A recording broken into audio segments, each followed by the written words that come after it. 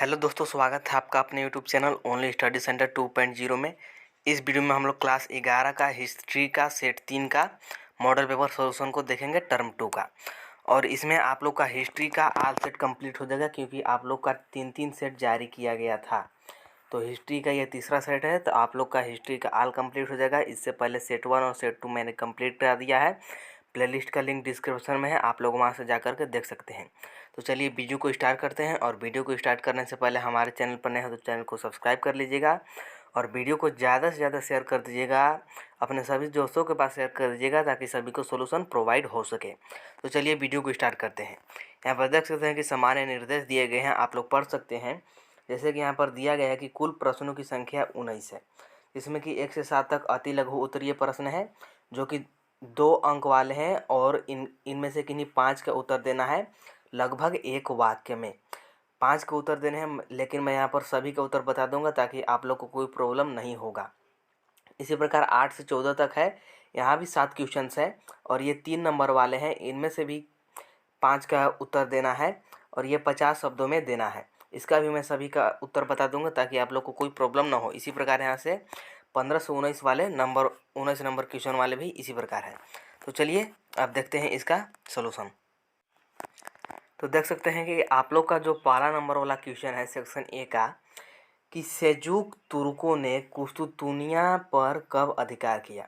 Seljuk तुर्को जो था कुस्तुंतनिया पर अपना अधिकार कब जमाया, तो ये जमाया था सर 1453 ईस्वी में। 1453 ईस्वी में सेल्जुक तुर्कों ने कुस्तुंतनिया पर अपना अधिकार स्थापित कर लिया था।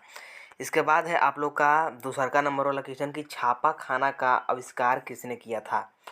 तो जॉन गुटेनबर्ग ने 1415 में, यानी छापा खाना का आविष्कार किया था जॉन गुटेनबर्ग ने। और कब किया था, तो 1455 ईस्वी में किया था।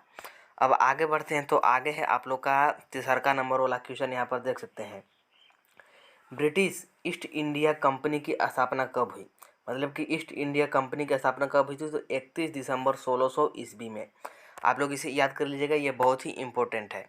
इसके बाद है आप लोग का चौथा नंबर वाला क्वेश्चन, कि वास्को डिगामा कालीकट कब पहुंचा, यानी कि भारत कब पहुंचा। तो ये आप लोग जानते ही होंगे कि 1498 ईस्वी में भारत पहुंचा था, यानी कालीकट ही पहुंचा था। इसके बाद है आप लोग का पाँचवा नंबर क्वेश्चन, यहाँ पर देख सकते हैं कि फ्लाइंग शटल का आविष्कार किसने किया था। तो फ्लाइंग शटल का आविष्कार किया था जॉन के ने, और कब किया था, तो 1733 ईस्वी में किया था। इसके बाद है आप लोग का आगे बढ़े तो छठा नंबर वाला क्वेश्चन, की कताई मशीन का आविष्कार किसने किया था। तो जेम्स हैरग्रीव्स ने कटाई मशीन का आविष्कार किया था, और कब किया था, तो 1763 ईस्वी में किया था।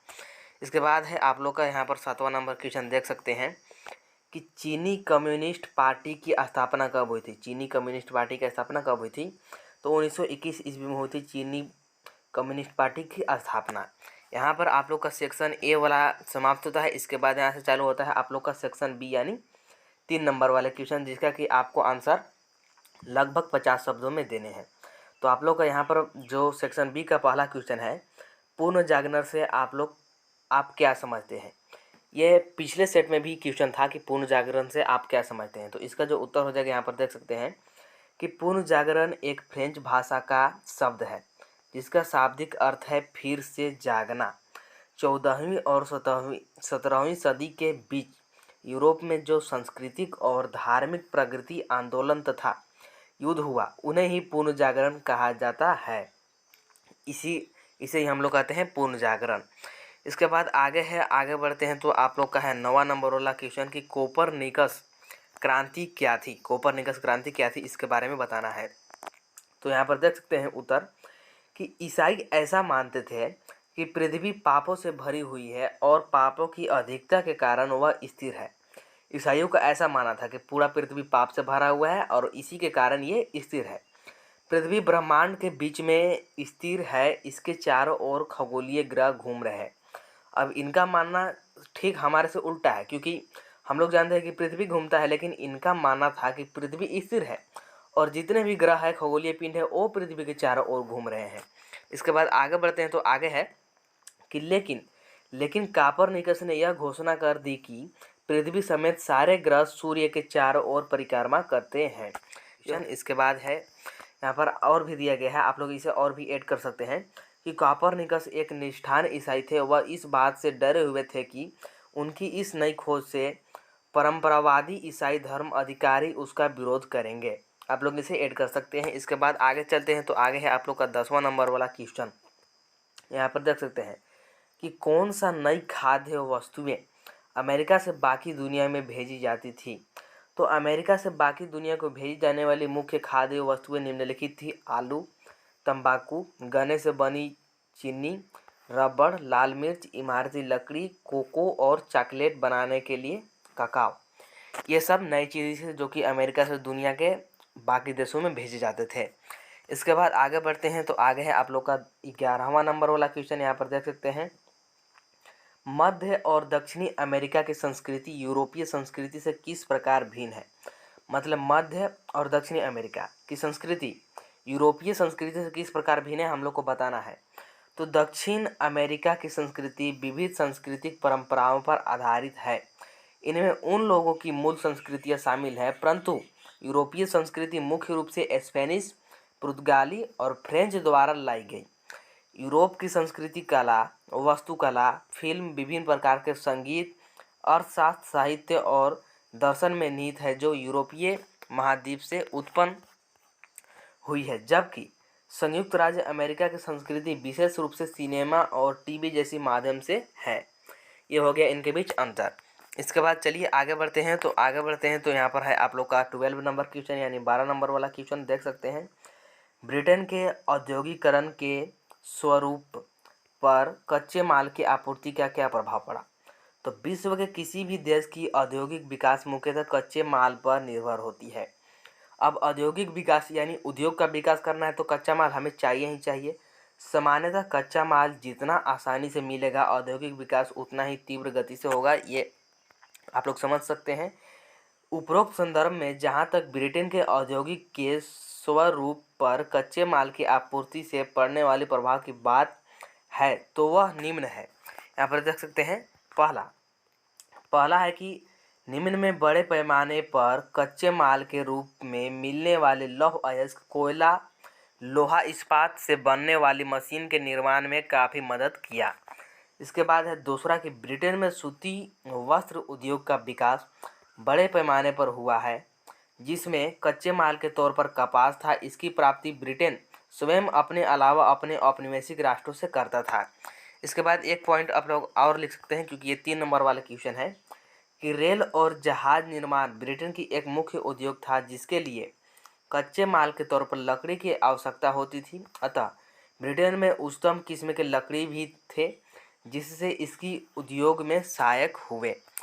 इसके बाद आगे बढ़ते हैं तो आगे है आप लोग का 13 नंबर वाला क्वेश्चन। यहाँ पर देख सकते हैं, ब्रिटेन में स्त्रियों के भिन्न भिन्न वर्गों के जीवन पर औद्योगिक क्रांति का क्या क्या प्रभाव पड़ा।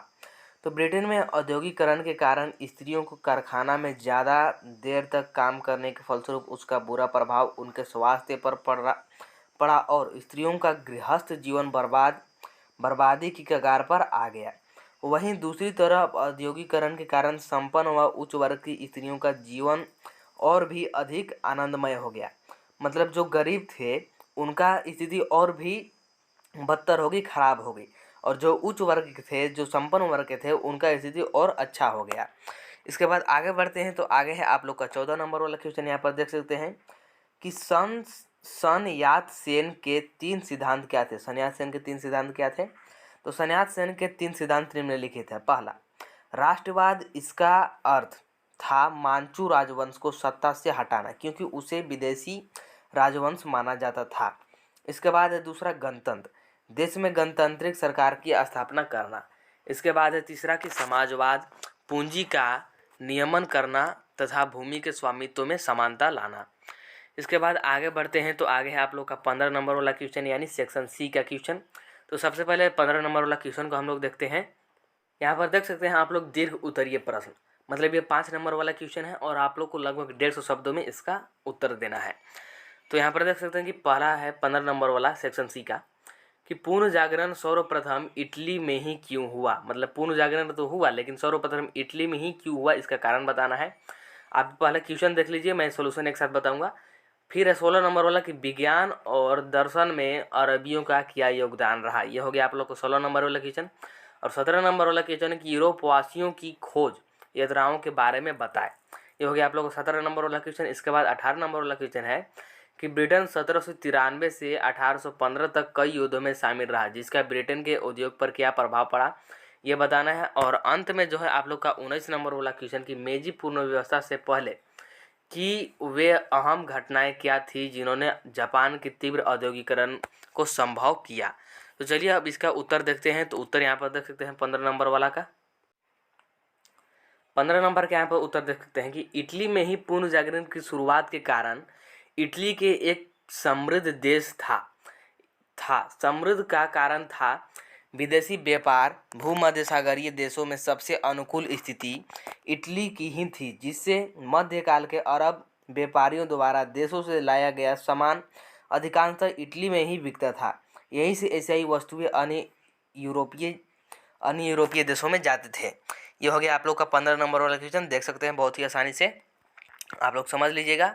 इसके बाद 16 नंबर वाला क्वेश्चन यहाँ पर देख सकते हैं कि यहाँ एक प्रमुख है कविता हर तुकबंदी वाला गीत या कविता जिसे आपने कभी अरबों को सुना है। अरब इस्लामिक विस्तार से पहले तुकबंदी करने के कोई विश्वसनीय दावे नहीं है। अब कुछ दावे जो मौजूद है वे या तो विश्वसनीय नहीं है या 5वीं या 6वीं शताब्दी ईस्वी से पहले गंभीर रूप से तारीख के लिए संभव है। ये हो गया आप लोग का 16 नंबर वाला क्वेश्चन। और आप लोग मॉडल सेट जरूर सोल्व कर लीजिएगा, क्योंकि मॉडल सेट से आप लोग का बहुत सारा क्वेश्चन भिड़ेगा। और आप लोग को कहीं भी डाउट है तो आप लोग कमेंट कर सकते हैं, तुरंत रिप्लाई मिल जाएगा, या फिर हमारे टेलीग्राम ग्रुप में ज्वाइन हो जाइए और वहाँ भी आप लोग अपने डाउट को क्लियर कर सकते हैं। इसके बाद आगे बढ़ते हैं। तो 17 नंबर वाले यहाँ पर आंसर देख सकते हैं कि खोज युग अथवा खोज यात्राओं का युग वह समय था जब 15वीं सदी से 17वीं सदी के आरंभ तक यूरोपीय देशों ने व्यापार की खोज में समुद्र के रास्ते दुनिया के अनेक नए हिस्सों की खोज की। इस व्यावसायिक खोज का प्रमुख लक्ष्य सोना, चांदी और मामलों की प्राप्ति था। ये हो गया आप लोग का 17 नंबर क्वेश्चंस का आंसर। इसके बाद 18 नंबर वाला का आंसर देखते हैं। तो यहाँ पर देख सकते हैं 1793 से 1815 तक ब्रिटेन का फ्रांस के साथ लंबा युद्ध चलता रहा। इसके परिणाम स्वरूप इंग्लैंड और यूरोप के बीच चलने वाला व्यापार छिन्न भिन्न हो गया। मतलब इन दोनों के बीच तो झगड़ा चल रहा था, युद्ध चल रहा था। अब इसी कारण इनके बीच व्यापार खराब हो गया। विवश होकर इंग्लैंड को अपनी फैक्ट्रियों को मजबूरन बंद करना पड़ा। इससे बेरोजगारी बढ़ गई और रोटी, मांस जैसे आवश्यक खाद्य पदार्थों की कीमतें आकाश को छूने लगी। मतलब अब फैक्ट्री बंद हो गया है तो कीमत बढ़ने लगी है। फैक्ट्री बंद होने के कारण कीमत बढ़ने लगी। ये हो गया आप लोग का 18 नंबर का क्वेश्चंस का आंसर। इसके बाद यहाँ पर 19 नंबर वाला देख सकते हैं कि 19 नंबर का आंसर जो है कि मेजी पूर्ण व्यवस्था से पहले की गई निम्नलिखित मुख्य घटनाएं जिन्होंने जापान के तीव्र औद्योगिकरण को संभव बनाया। पहला, किसानों से सशस्त्र वापस ले लिए गए। अब केवल योद्धा वर्ग ही तलवार रख सकते थे। इससे राज्य में शांति और व्यवस्था बनी रही। शांति एवं व्यवस्था को आधुनिकीकरण का मूल आधार माना जाता है। फिर है दूसरा का कि देम्बो को अपने राज्य की राजधानी में जाने के आदेश दिए गए और उन्हें बहुत ज़्यादा स्वायत्तता भी दी गई। इसके बाद आगे है तीसरा नंबर वाला, यहाँ पर देख सकते हैं कि भूमि का निरीक्षण मालिकों और करदाताओं की पहचान करने के लिए किया गया और भूमि का वर्गीकरण उत्पादकता के आधार पर किया गया। इसका उद्देश्य राजस्व के लिए अस्थायी आधार बनाना था। ये हो गया आप लोग का तीसरा। इसी प्रकार लिख सकते हैं चौथा, पांचवा। आप लोग 5 पॉइंट कम से कम दे दीजिएगा। लोगों के गुण उसके ओहदे से अधिक बहुमूल्य समझे जाने लगे। इसके बाद है कि शहरों के जीवन संस्कृति का प्रसार होने लगा। बढ़ते हुए व्यापारी वर्ग ने नाटकों को संरक्षण प्रदान किया। ये हो गया आप लोग का 19 नंबर क्वेश्चन का आंसर।